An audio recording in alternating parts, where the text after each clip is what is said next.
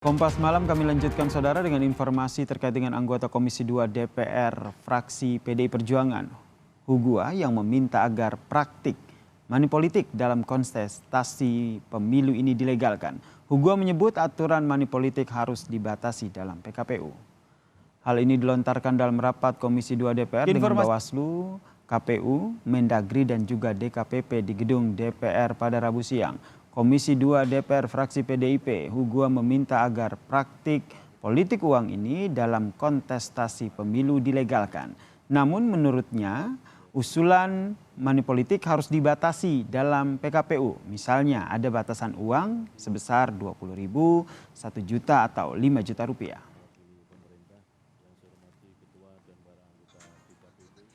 Bahasa kualitas pemilu ini kan pertama begini, tidakkah kita pikir money politik dilegalkan aja di PKPU dengan batasan tertentu?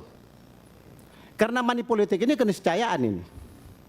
Kita juga tidak money politik, tidak ada yang pilih. Tidak ada yang pilih di masyarakat. Atmosfernya beda. Jadi kalau PKPU ini istilah money politik dengan kos politik ini coba dipertegas. Dan bahasanya dilegalkan saja, batas berapa. Jadi sebaiknya kita legalkan saja dengan batasan tertentu. Kita legalkan misalkan maksimum 20.000 atau 50.000 atau 1 juta atau 5 juta. Usulan agar money politik atau politik uang ini dalam kontestasi pemilu dilegalkan dan diatur dalam aturan KPU, saudara. Usulan ini pun tentu menuai banyak reaksi begitu. Lantas apa alasan akhirnya usulan ini mencuat? Kita bahas bersama dengan Direktur Eksekutif Lingkar Madani, Bang Ray Rangkuti yang telah bergabung bersama kami di Kompas Malam. Salam sehat Bang Ray. Yo, selamat Tadi malam. sudah kita dengarkan ya apa yang disampaikan oleh Bang Hugua ini. Menurut Anda nih, ini hanya usulan yang betul-betul serius atau sekedar ya sarkas saja nih? Iya, bisa dua-duanya menurut saya ya. Bisa itu usulan yang serius, tapi juga ini sarkasme gitu ya. Nah, jika itu merupakan usulan yang sangat serius, ya tentu saja itu usulan yang sangat buruk bagi demokrasi kita gitu. Tapi kalau itu usulan yang bentuknya sarkasme, ini mungkin semacam kritikan pada dua hal. Pertama adalah merajalelanya pembagian bansos pada Pilpres 2024 yang lalu, kenyataannya kan tidak bisa dibuktikan oleh bahkan Mahkamah Konstitusi gitu ya. Atau yang kedua, pada prakteknya kan di banyak lembaga survei menyebut terjadi praktek politik uang yang makin meningkat, tetapi hampir boleh disebut laporan tentang praktek politik uang ini relatif sangat kecil ya di penyelenggara pemilu gitu. Nah, kalau keduanya akhirnya kenyataan, satu segi misalnya sulit membuktikan praktek politik uang ini di pengadilan, bahkan di Mahkamah Konstitusi yang Mahkamah Konstitusi sendiri menyatakan tidak terjadi. Sebut saja misalnya seperti pembagian bansos yang kemarin itu. Nah, yang kedua adalah kenyataannya sulit bagi Bawaslu untuk mengikat ya atau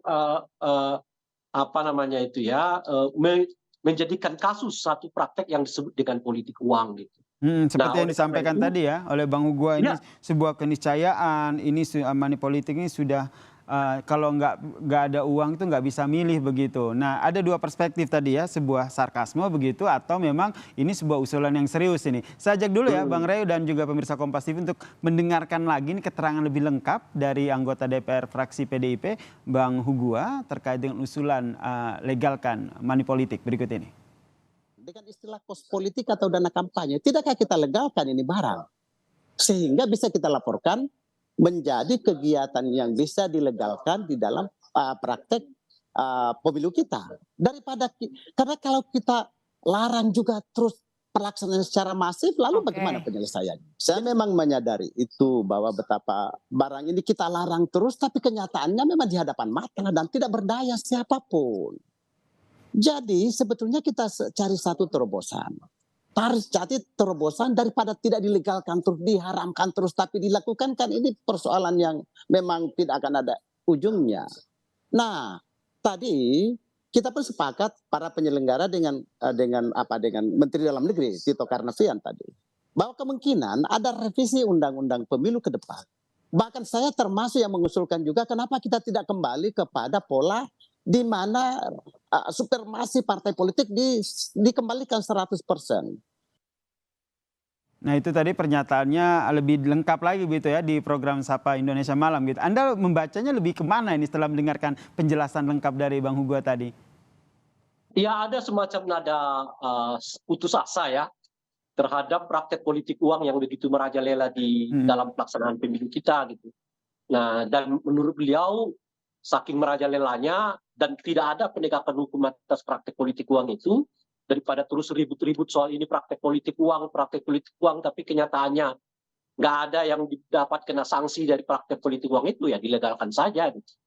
Nah, saya kira pada tingkat tertentu ini semacam keputusasaan beliau ya terhadap situasi ini, situasi memang di mana kita melihat tidak ada upaya yang betul-betul serius ya untuk menegakkan hukum pemilu yang berkaitan dengan praktek politik uang, kecuali hanya sebatas jargon. Ya, jargonnya itu adalah ya berantas praktek politik uang, Lalu setelah terjadi beberapa kasus yang berhubungan dengan praktek itu, yang terjadi adalah saling setidaknya ya baik di polisi maupun di Mahkamah Konstitusi dinyatakan nggak bisa terbukti gitu. Nah, perlu kita ketahui ya menurut saya ya, praktek bansos ini tentu saja jauh lebih besar implikasinya terhadap pemilih dibandingkan dengan praktek politik uang yang itu tadi misalnya 1 juta, 2 juta gitu ya.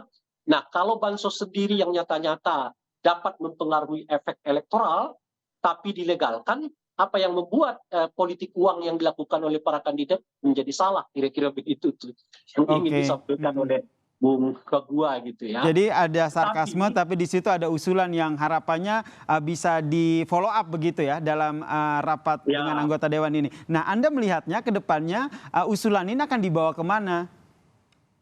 Iya, kalau itu di PKPU saya kira tidak ya, karena jelas di dalam undang-undang pemilu itu semua praktek yang berhubungan dengan politik uang itu tidak dilegalkan gitu ya. Nah, itu bukan soal berapa, itu soal upaya untuk menarik suara dari masyarakat dengan memberi sejumlah ya uang atau materi kepada para pemilih gitu. Itu nggak ada ketentuan soal berapa besar dananya gitu. Segala upaya.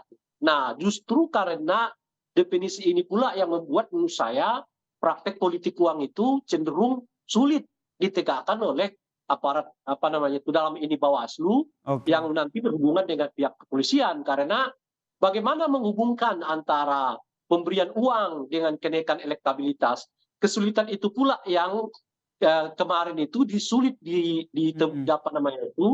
dibuktikan oleh Mahkamah Konstitusi gitu ya. Jadi mereka akhirnya mungkin buat putusan tidak ada bukti yang cukup kuat antara pembagian bansos dengan kenaikan elektabilitas dari paslon tertentu. Memang di situ tingkat kesulitannya. Gitu. Oke, kita nantikan ya ini Bang Reni ke mana arah dari usulan anggota DPR yang terkait dengan ingin melegalkan politik uang ini. Terima kasih Bang Ray Rangkuti, Direktur Eksekutif Lingkar Madani telah bergabung dan memberikan perspektif jadi Kompas Malam. Salam sehat Bang Ray. Sama-sama.